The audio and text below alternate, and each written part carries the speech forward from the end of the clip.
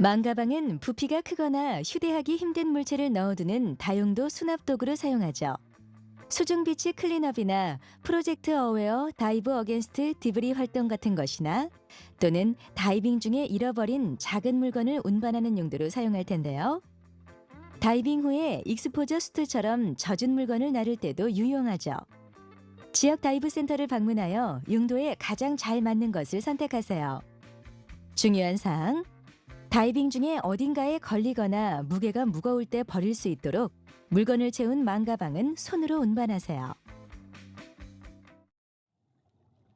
슬레이트나 웨트북은 의사소통이나 다이빙 정보를 기록하는 등의 용도로 사용합니다. 슬레이트는 크기가 다양한데요. 쉽게 주머니에 넣을 수 있는 것을 선택하세요. 웨트북은 방수 종이로 만들어졌고 쓸 수 있는 필기 공간이 더 많습니다. 대체로 이 정도 크기인데요. 유연하기 때문에 익스포저 수트의 넓적다리 주머니에 잘 들어갑니다. 어드밴스드 오픈 워터 다이버 코스에서 야간 다이빙을 할 때는 확실히 다이빙 라이트가 필요하죠. 하지만 많은 다이버들은 낮에도 유용하게 사용합니다. 크기가 클수록 불빛도 강하고 더 오래 가는데요. 기술의 발전 덕분에 대형 라이트가 훨씬 작고 가벼워졌습니다. 배터리, 전력 및 크기 등 옵션이 다양하니 다이빙 전문가에게 물어보고 선택하세요. 라이트를 선택했다면 BCD에 부착하기 위한 클립과 사용 중에 분실을 막아주는 손목렌 야드가 필요할 겁니다. 훈련의 일부분으로 다이빙 로그 작성을 할 텐데요.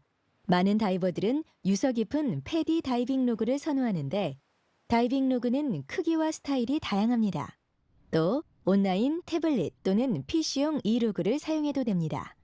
다이빙 컴퓨터는 보통 이렇게 프로그램으로 다운로드하기 때문에 로그 기록이 편리해집니다.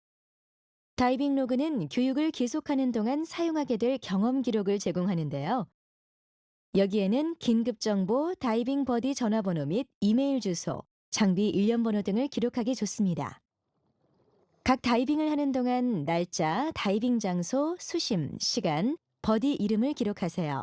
또 일반적으로 목표와 메모 또는 다이빙 중 발생한 중요 사항을 기록하세요. 또 다이빙 로그는 스쿠바어스나 기타 온라인 웹사이트에서 다른 이들과 정보를 공유하는 데 필요한 데이터를 제공합니다. 다이빙 계획 소프트웨어는 공기 사용 계획 및 다이빙 허용 시간을 결정하는 데 도움이 됩니다. 가장 보편적인 버전은 스마트폰이나 태블릿에서 작동하지만 개인용 컴퓨터 프로그램으로도 이용할 수 있죠. 버전에 따라서 다이빙 컴퓨터와 통신하거나 이로그 기능이 포함된 것도 있습니다.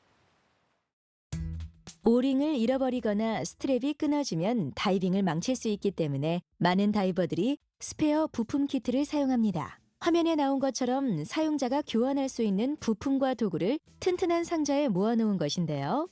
상자는 장비 가방에 보관하죠. 예비 부품 키트를 준비할 때는 이런 기본형으로 시작하세요. 하지만 필요한 크기보다 조금 큰 것을 선택하세요. 경험이 쌓일수록 부품이 추가되기 때문에 공간을 남겨두는 것이 좋죠. 하지만 실제 사용하지 않는 부품을 너무 많이 채워넣지 마세요.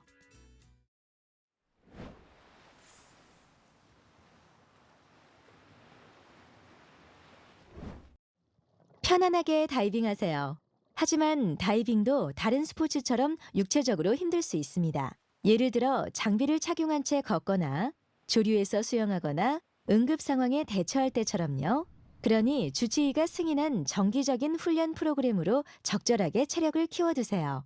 충분히 먹고 적당한 휴식을 취하고 면역을 최신 상태로 유지하세요. 또 정기적으로 건강검진을 받는 것이 좋겠죠? 다른 육체적 활동처럼 다이빙으로 인한 스트레스 역시 심장과 심혈관계에 부담을 줄 수 있는데요. 장비를 들어 올리거나 운반, 햇볕 속에서 익스포저 수트 착용으로 발생하는 열 스트레스 등이 원인일 수 있습니다. 이러한 요인은 위험성이 있는 사람에게 심장마비를 일으킬 수 있고 다른 심혈관계 상태에도 문제가 될 수 있죠. 심혈관계 질환의 위험이 커졌거나 그럴 것 같다면 반드시 주치의와 상담하세요. 다이빙 전에 음주나 흡연은 절대 금물입니다. 술을 마신다면 다이빙 전날 밤은 자제하세요. 일부 약은 다이빙 중에 문제를 일으킬 수도 있죠. 약 사용에 주의하고 특정한 약을 복용해도 될지 확실하지 않다면 주치의와 상담하세요. 다이빙 시에는 육체적으로 건강해야 합니다. 아플 때는 다이빙을 취소하세요. 회복한 다음에 다시 하세요. 또 이미 배운 것처럼 아플 때 증상을 없애주는 약을 사용해서 다이빙해서는 안 됩니다. 다이빙은 즐거워야 하며 건강해야 다이빙을 통해 즐거움을 누릴 수 있죠. 다른 활동처럼 다이빙 기술과 지식도 계속 사용하고 정기적으로 다이빙에 참가해야 지속적으로 유지할 수 있습니다. 개방 수역에 갈 수 없다면 버디와 함께 수영장에서 연습하세요. 최신 상태 유지에는 다른 다이버 및 스쿠버 어스와 같은 온라인 커뮤니티와의 교류도 포함됩니다. 최신 트렌드와 연습을 계속하는 데 도움이 되기 때문이죠. 6개월 이상 다이빙을 하지 않는다면 스쿠버 리뷰 프로그램을 통해 지식과 기술을 되살리기 위해 패디 인스트럭터와 상담하세요. 계속해서 다이버 교육을 받으면 새로운 것들을 배우면서 기존 기술을 사용할 수 있으므로 감각 유지에 매우 좋은데요. 패디 어드밴스드 오픈 워터 다이버 코스, 스페셜티 다이버 코스 및 경험을 늘리고 자격을 부여하는 다른 프로그램을 통해서 가능합니다. 레크레이션 다이빙에서는 보통 호흡 기체로 공기를 사용하는데 공기는 사실 기체 혼합물이죠. 실제로 21%의 산소와 79%의 질소로 이루어져 있습니다. 수중에서의 공기 호흡에 관한 4가지 문제를 살펴볼까요? 산소 중독, 오염된 공기, 감압병, 기체 마취가 이러한 문제들이죠. 이번 장에서는 산소 중독, 오염된 공기 및 감압병에 대해 살펴보고 가스 중독은 5장에서 살펴보겠습니다. 산소는 살아가는 데 필요한 기체지만 압력이 높아지면 독성을 갖게 되죠. 또 장비의 화재 및 발화 문제도 있습니다.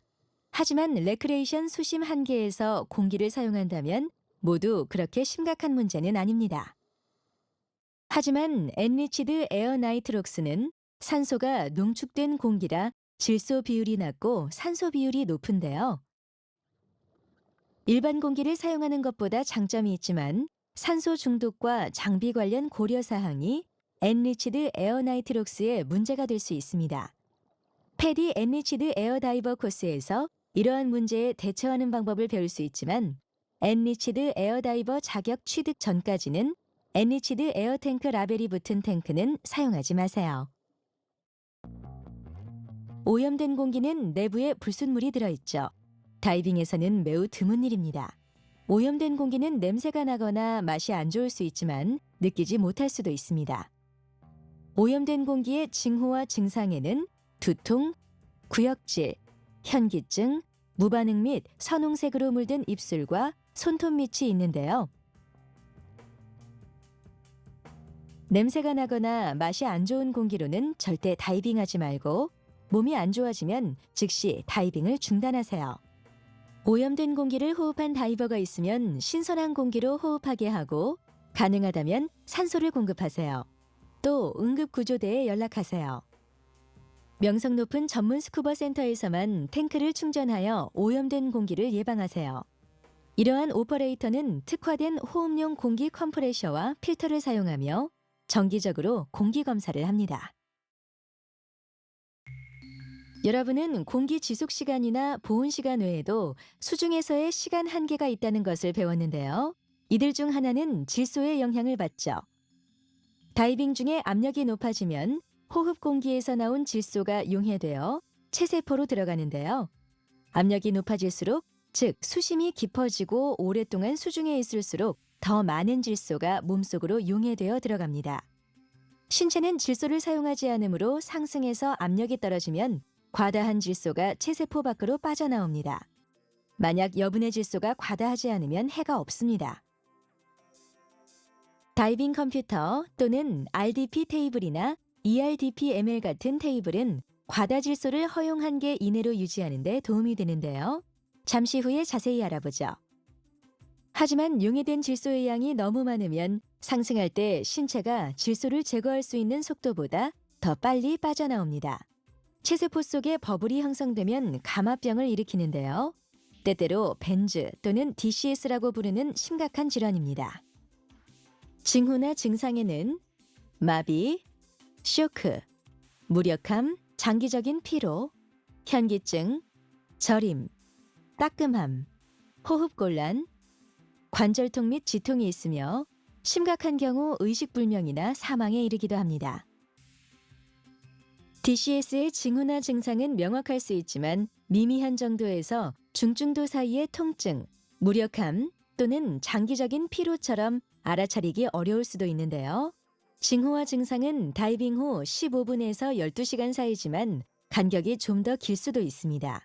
또 간헐적으로 증상이 일어날 수 있죠. 어떤 경우든 감압병으로 의심되는 상황이라면 모두 중요하게 다루세요. 5장에서 감압병에 대한 응급처치에 대해 알아보겠습니다. 신체가 질소를 흡수하고 배출하는 양은 주로 시간과 수심에 영향을 받는데요.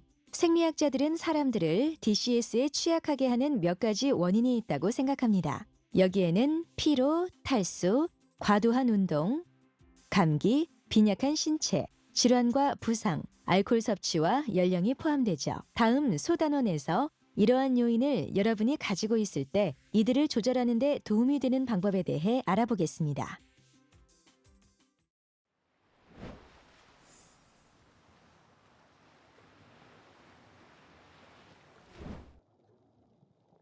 감압병의 발병 위험을 아주 낮게 하려면 과다 질소 수준을 허용 한계 이내로 유지해야 하죠.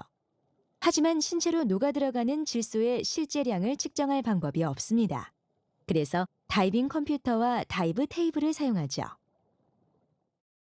다이빙 컴퓨터와 다이브 테이블은 수학적 모델을 적용하여 다이빙 전, 중, 후의 신체 내 질소의 변화량을 추정해 줍니다.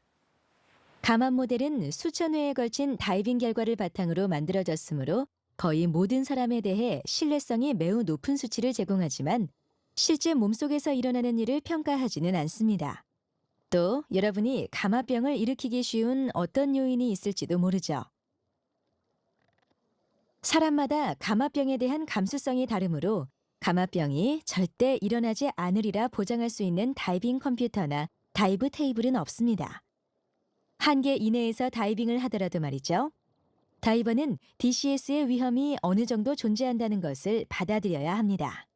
위험성을 줄이고 관리를 하기에 도움이 되는 중요한 점은 항상 다이빙 컴퓨터나 다이브 테이블의 한계 이내에서 다이빙하는 것이죠. 또 세이프 다이버가 되세요. 다이빙 시에는 항상 천천히, 즉 분당 18m 또는 60피트 또는 컴퓨터가 정한 속도보다 느리게 상승하세요. 5m 또는 15피트 수심에서 안전 정지를 하세요.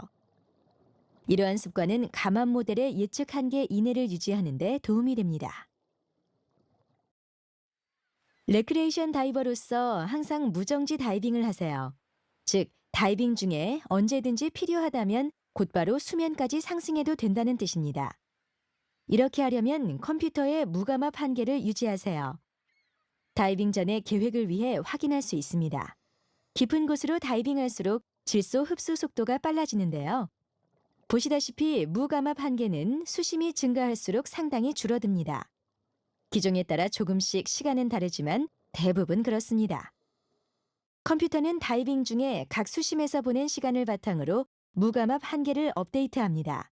잔여 시간은 가장 깊은 지점에서 제일 짧게 나타나지만 상승할수록 질소 흡수 속도가 줄어들기 때문에 시간이 늘어납니다. 더 얕은 수심으로 상승하여 머무는 시간을 늘리는 다이빙을 멀티레벨 다이빙이라고 하는데요. 다이빙 컴퓨터가 주는 큰 장점 중에 하나죠. 전체 다이빙을 한 수심에서만 하는 일은 별로 없음에도 불구하고 테이블은 가장 깊은 수심에서의 시간 한계만을 바탕으로 계산합니다. 다만 ERDPML은 멀티레벨 다이빙을 계획할 수 있으므로 예외라는 것을 알아두세요. 일반적인 다이빙 중에 한계가 얼마나 바뀔 수 있는지 살펴볼까요? 이 다이버들은 18m 또는 60피트로 다이빙해서 잠시 돌아본 다음 무감압 한계 이내를 유지하고 수면에서 남은 공기가 50바 또는 500psi가 되도록 점진적으로 상승하려고 합니다. 다이빙 전 계획 중에 무정지 시간을 스크롤 해보는데요. 이들의 컴퓨터는 12m 또는 40피트 수심에서 무정지 시간 140분, 18m 또는 60피트에서 55분을 나타내는군요. 18m 또는 60피트 수심으로 하강한 다음 30분이 되면 상승을 시작하기로 결정합니다. 다이빙은 계획대로 진행됩니다. 30분 후에 18m 또는 60피트에 도달하자 컴퓨터는 무정지 시간이 25분 남았다고 알려줍니다. 암초를 따라 위로 향하다가 12m 또는 40피트에서 수평을 유지합니다. 컴퓨터의 무정지 시간이 83분으로 나타나는군요. 18m 또는 60피트 수심에서보다 시간이 늘어났지만 신체는 질소를 흡수한 상태죠. 그러므로 다이빙 전에 계산했던 140분보다 값이 낮아졌습니다. 하지만 이것은 실제 공기량이 아니라 무정지 시간이므로 이들은 상승에 충분한 공기를 갖고 다이빙을 끝내고 안전 정지를 하며 500바 또는 500psi의 리저브 공기를 갖고 수면으로 올라옵니다. 컴퓨터와 테이블에 나타난 상승 속도는 그것들을 개선하기 위한 일부분이기 때문에 그 속도 이내를 유지하세요. 모델의 한계 내에서 수면 상승 시는 안전 정지가 필수는 아니지만 한계 이내에서 더 보수적으로 하기 위해 안전 정지를 하세요. 공기 고갈 상황 같은 응급 상황에서는 안전 정지를 생략할 수 있지만 그렇지 않다면 안전 정지를 하세요. 하지만 뜻하지 않게 무감압 한계를 초과했다면 반드시 감압 정지를 해야 합니다. 이 경우에는 수면 상승 전에 감압 정지로 과다 질소를 배출해야 하는데요. 감압 정지를 하지 않으면 모델 한계를 초과하여 감압병의 발생 위험이 매우 높아집니다.